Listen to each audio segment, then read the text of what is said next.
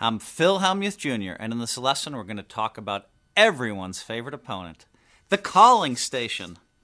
Like a loose player, a calling station often plays way more hands than they're supposed to, but where a loose player will often play their hands aggressively, betting and putting heat on you, a calling station is much more likely to play passively and call all the way down with very weak holdings, like second or third pair.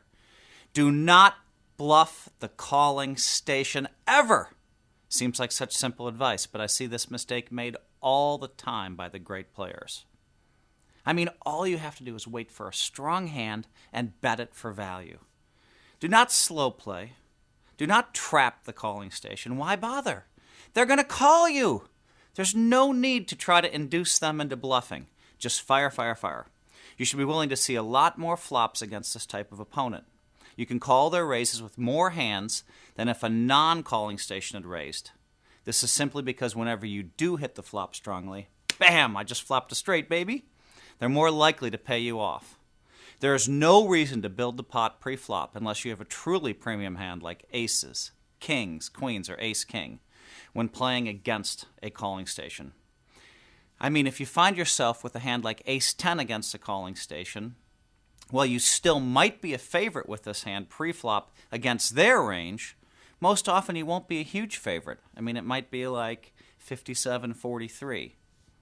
So, when the flop comes ace-queen-8 and the calling station is king-queen, and you have ace-10, now you're a huge favorite. Now put the money in when you're way ahead post-flop, rather than building a pot pre-flop where you're only just a little bit ahead.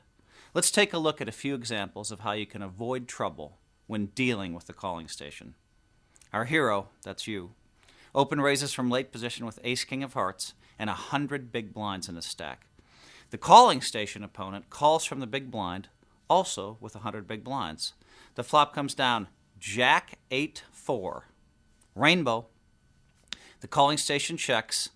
What should our hero do here? If you said check, you're correct. The problem with betting here, aka bluffing, is that your calling station is likely to call. Thus, you've unnecessarily put chips into the pot, since we know do not bluff a calling station ever. Take the same example, only both now hero and calling station have around 30 big blinds. Do we take a different line of play when it comes jack 8-4? The correct answer is no. Our hero should check.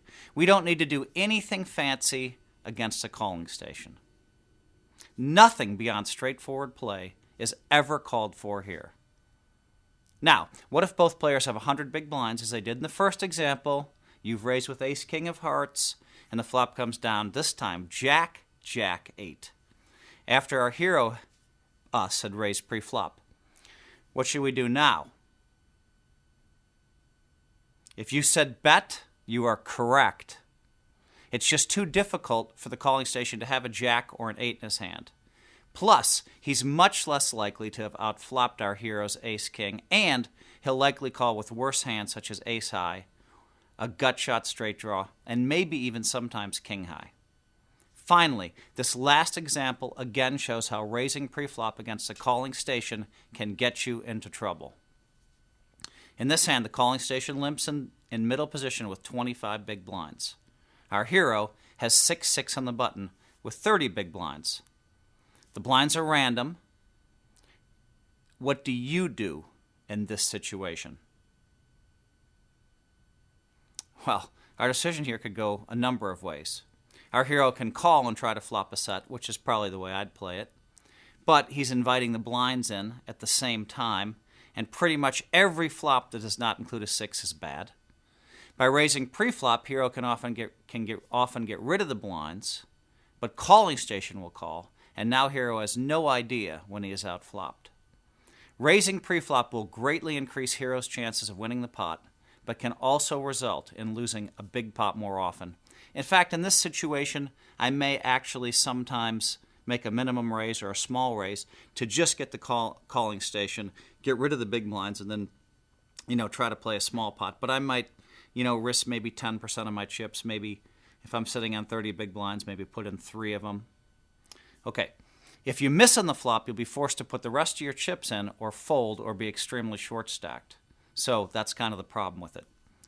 Again, the calling station is the most beloved of opponents. Yum yum, like eating vanilla yogurt, sugar-free that is. As long as you remember to stop trying to bluff them, do not ever, ever try to bluff a calling station.